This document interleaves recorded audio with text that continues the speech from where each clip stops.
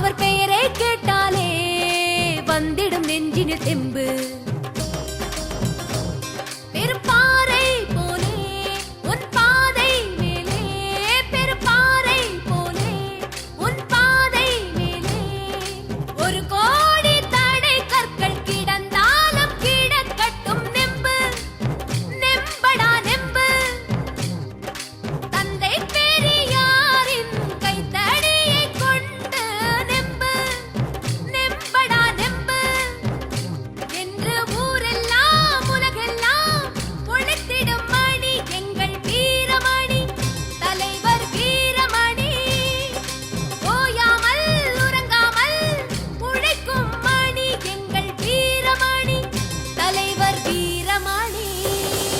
பெரியாரை நம்படா நம்பு, அவர் பெயரை கேட்டாலே வந்திடும் நெஞ்சினில் தெம்பு. நம் பெரியாரை நம்படா நம்பு.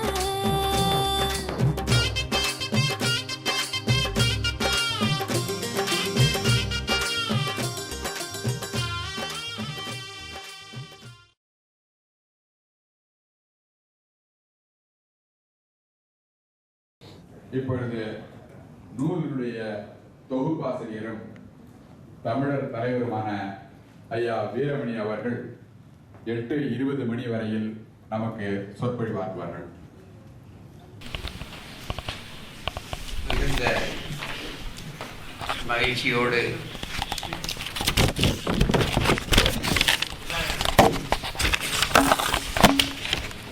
நடைபெறக்கூடிய இந்த அறிவார்ந்த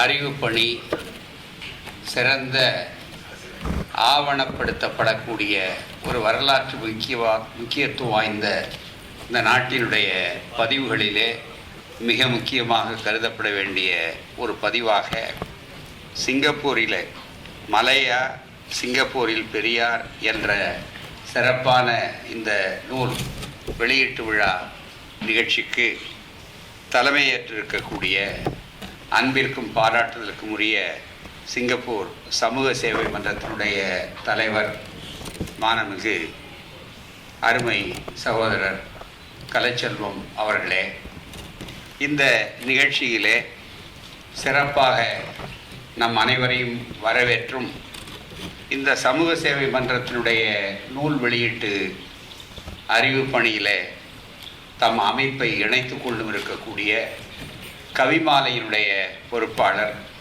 சேரிய பகுத்தறிவு கவிஞர் அன்பு சகோதரர் மாண்புமிகு மா அன்பழகன் அவர்களே, இந்த சிறப்பான தொகுப்பு என்று கருதப்படக்கூடிய ஐயா அவர்களாலே கருதப்படக்கூடிய பெரியார் அவர்களுடைய கருத்துரைகள், அறிவுரைகள், அவர்களுடைய வருகை 2 முறை இந்த நாட்டிலும் மலையா நாட்டிலும் நடைபெற்ற நிகழ்வுகளுடைய தொகுப்பு, இவைகளை பற்றி ஒரு ஆய்வரங்கம் போல இதை மிக சிறப்பாக நடத்தி காட்டியே அற்புதமான ஒரு உரையை இங்கே அளித்து ஆக்கபூர்வமான பல்வேறு நல்ல சிந்தனைகளையும் எமக்கு அளித்து அமர்ந்திருக்கக்கூடிய பெருமைக்குரிய பேராசிரியர் தமிழறிஞர் ஐயா முனைவர் சுப திண்ணப்பனார் அவர்களே, இந்த நிகழ்ச்சியிலே கலந்து கொண்டு சிறப்பிக்கின்ற சான்றோர் பெருமக்களே, எழுத்தாளர்களே, கவிஞர்களே, தாய்மார்களே, நண்பர்களே, பல்வேறு அமைப்புகளை சார்ந்த இளைய தோழர்களே, மாணவ செல்வங்களே, உங்கள் எல்லோருக்கும் அன்பான வணக்கம். முதலாவதாக சிங்கப்பூர் பொது நூலகங்கள் ஆதரவோடு இந்த நிகழ்ச்சி நடைபெறுவது என்பது இருக்கிறது, இது பெரியாருக்கு கிடைத்த மிகப்பெரிய அங்கீகாரம் என்பதை நன்றியோடு நாங்கள் பதிவு செய்ய விரும்புகிறோம். அதற்காக காரணமாக இருக்கக்கூடிய சிங்கப்பூர் பொது நூலகங்களுடைய அதிகாரிகளுக்கும் குறிப்பாக திருச்செல்வி போன்றவர்களுக்கும் எங்களுடைய உளப்பூர்வமான நன்றியை தெரிவித்துக் கொள்கிறோம். ஒரு காலத்தில் நூலகங்களிலே கூட பெரியார் தமிழகத்திலே கூட நுழைய முடியாத ஒரு சூழல் இருந்த காலம் உண்டு. ஆனால் அதற்கு என்ன காரணம் என்று எல்லோருக்கும் தெளிவாக தெரியும். கருத்துக்கள் என்று வந்தால் கருத்துக்களுக்கு மட்டுமே மரியாதை கொடுக்கக்கூடிய சூழல் இல்லாத ஒரு நிலை இருந்தது.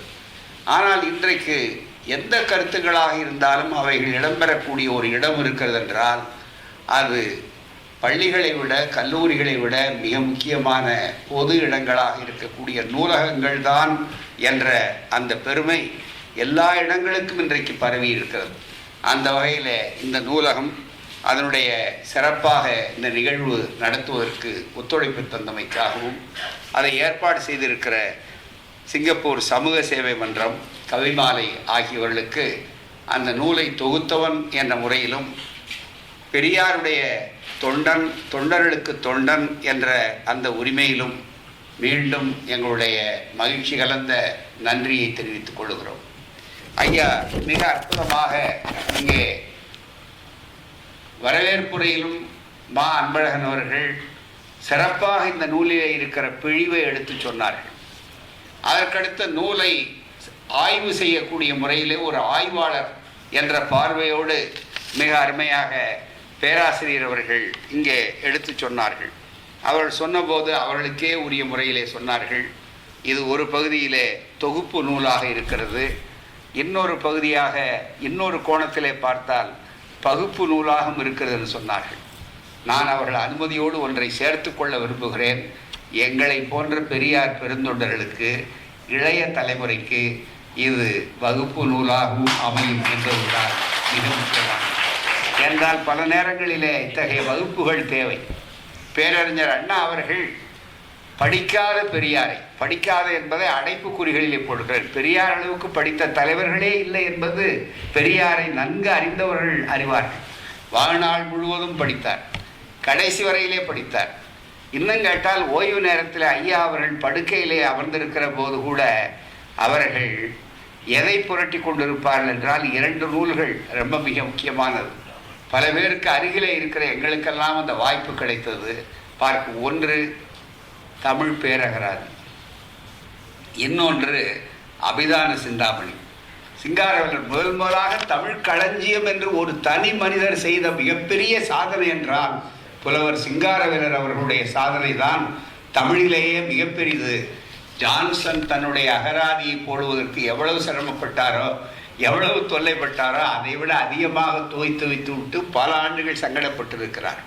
இன்றைக்கு அந்த பதிப்பையே கூட தந்தை பெரியார் அவர்கள் பல படிவங்கள் வாங்கி அதை மற்றவர்களுக்கெல்லாம் கொடுப்பார்கள். அண்ணா அவர்களுக்கு கொடுத்தார்கள், அன்னை மணியம்மையார் அவர்களுக்கு கொடுத்தார்கள். எங்களை போன்றவர்களுக்கெல்லாம் குறிப்புகள் அதிலிருந்து தான் எடுத்த ஐயா அவர்கள் ஆதாரபூர்வமாக புராணங்களாக இருந்தாலும் இதிகாசங்களாக இருந்தாலும் அவருடைய ஆய்வுரைகளெல்லாம் அதை சொல்லிக்கொண்டே இருப்பார்கள். ஒவ்வொரு சொல்லையும் கூட ஆங்கில சொல்லாக இருந்தாலும் தமிழ் சொல்லாக இருந்தாலும் தந்தை பெரியார் அவர்கள் அதனுடைய மூலம் வேறு எங்கே இருக்கிறது என்று கேட்பார்கள். பக்கத்திலே இருக்கிறவர்கள், நீங்கள் அதிகம் படித்தவர் தானே, நீங்கள் புலவர் தானே, நீங்கள் ஆங்கிலம் படித்தவர் தானே, ஆங்கில இலக்கியம் படித்தவர் தானே என்று மிக அற்புதமாக எடுத்து சொல்வார். மிக வாய்ப்பாக வியப்பாகவும் இருக்கும். அது அந்த அளவுக்கு நிறைய படித்தவர்கள். ஆனால் அவர்கள் பள்ளிக்கூட படிப்பு, கல்லூரி படிப்பு, பட்டப்படிப்பு என்று படிக்காதவர் என்று முத்திரை குத்தப்பட்டவர் தந்தை பெரியார் அவர்கள். அதுதான் அவருடைய பலம். அந்த எல்லைக்குள்ளே படித்திருந்தால் அவர் பகுத்தறிவு பகலவனாக நமக்கு கிடைத்திருக்க மாட்டார். அவர் ஒரு சராசரி மனிதனாகத்தான் வந்திருப்பாரே தவிர வேறொன்றும் இருக்க முடியாது. அவர் ஒரு ஒப்பற்ற சுய சிந்தனையாளராக, ஒப்பாரும் இக்காரும் இல்லாத ஒரு தலைவராக உயர்ந்ததற்கே அடிப்படை அவர் புத்தகங்களை படித்து தன்னுடைய கொள்கைகளை வகுத்துக் கொள்ளவில்லை. அவர் அல்லது வகுப்புகளுக்கு போய் அதை செய்யவில்லை. மனிதர்களை படித்தார், நிகழ்வுகளை பார்த்தார், சமுதாயத்தை பார்த்தார், சமூக உணர்வுகளை பார்த்தார். நான் தேடி தேடி பார்க்கிறேன், மனிதனை காண முடியவில்லையே என்றுதான் ஆதங்கப்பட்டார். எனவே மக்களை மனிதர்களாக ஆக்குவது எப்படி, இதுதான் அவர்களுடைய சுயமரியாதை இயக்கத்தின் அடிப்படை தத்துவம். சுயமரியாதை இயக்கம் ஏன் பிறந்தது, ஏன் அவர்கள் மலையாவுக்கு வந்தார்கள், ஏன் அவர்கள் சிங்கப்பூருக்கு வந்தார்கள், ஏன் அவர்கள் நாடெல்லாம் பிரச்சாரம் செய்தார்கள்? பேரறிஞர் அண்ணா அவர்கள் சொன்னதை போல பெரியார் தான் தமிழகத்தின் முதல் பேராசிரியர் என்று சொன்னார். ரொம்ப பேருக்கு ஆச்சரியமா இருக்கும், பெரியார் முதல் பேராசிரியர். ஆம், அந்த பெரியார் தான் தமிழகத்தின் முதல் பேராசிரியர். அவருடைய வகுப்பு மாலை நேர கல்லூரிகள் போல வகுப்புகள் மக்களை கூட்டி மக்களை திரட்டி மாலை நேரங்களிலே அறிவு சொன்னவர் தந்தை பெரியார் அளவுக்கு வேறு எந்த தலைவரும் கிடையாது. ஆகவே அவர்தான் முதல் பேராசிரியர் என்று தெளிவாக சொன்னார். அந்த வகையிலே தந்தை பெரியார் அவர்களுடைய கருத்தோட்டம் இருக்கிறத அது ரொம்ப தனித்தன்மையானது. எதை பற்றியும் கவலைப்படாது. அவர்களுக்கு நோய் நாடி நோய் முதல் நாட வேண்டும். எப்படி ஒரு மருத்துவருக்கு நோயாளி வருத்தப்படுவார்களே என்பதை பற்றி கவலை இல்லாமல் நோயாளியை குணப்படுத்த வேண்டும் என்ற கவலை மட்டுமே முன்னாலே நின்று தன்னுடைய அறுவை சிகிச்சையை தொடங்குவார்களோ அதுபோல தந்தை பெரியார் அவர்களுடைய அணுகுமுறைகள் ஒரு சமுதாய புரட்சியாளராக நின்று அதை செய்தார், வென்று காட்டினார். மிக அற்புதமாக ஒரு முறை ஐயா அவர்கள் சற்று சலிப்போடு, இங்கே கூட ஒரு நண்பர், நான் முன்னாலே வந்து விட்டேன், இந்த அற்புதமான நூலகத்தை சுற்றி பார்த்து கொண்டிருந்தேன். அது வாய்ப்பு என்பதற்காகத்தான் நான் வந்தேன். ஏனென்றால் பெற்றுக்கொள்வதை விட கற்றுக்கொள்வதுதான் இந்த நாட்டில் அதிகம் என்று சொல்வது மிக மிக முக்கியம்.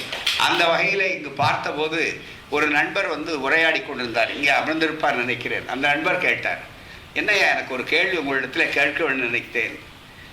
பெரியார் அவர்கள் இவ்வளவு காலம் 95 ஆண்டு காலம் வரையிலே சலிப்பில்லாமல் இந்த பிரச்சாரத்தை செய்திருக்கிறார்களே, இந்த மக்கள் அந்த அளவுக்கு நன்றி காட்டவில்லை, அந்த அளவுக்கு வளரவில்லையே, அதனாலே முழு பயன் அடைந்தவர்களாக கூட இல்லையே, எப்படி பெரியார் அவர்கள் அதை பற்றி கவலைப்படாமல் வந்தார்கள் என்று அவர்கள் கேட்டார்.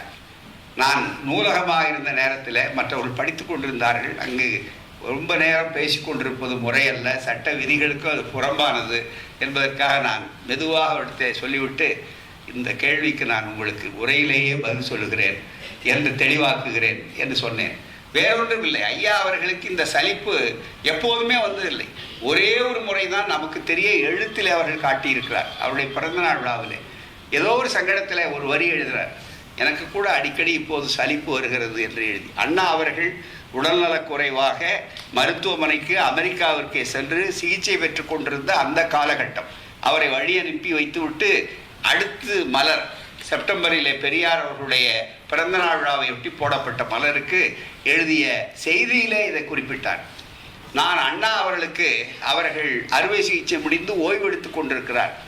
அந்த காலகட்டத்திலே அவருக்கு ரொம்ப உற்சாகமாக இருக்கக்கூடிய செய்தி, அவருடைய கட்டுரையும் சேர்ந்து இணைத்து போடப்பட்ட கட்டுரை மலர், விடுதலை மலரை நியூயார்க்குக்கு அனுப்பினேன். ஆசிரியர் என்ற முறையில், விடுதலை ஆசிரியர் என்ற முறையில் அந்த மலரை படித்து விட்டு அண்ணா அவர்கள் கைப்படவே ஒரு அற்புதமான ஒரு கடிதத்தை தந்தை பெரியார் அவர்களுக்கு எழுதினார்.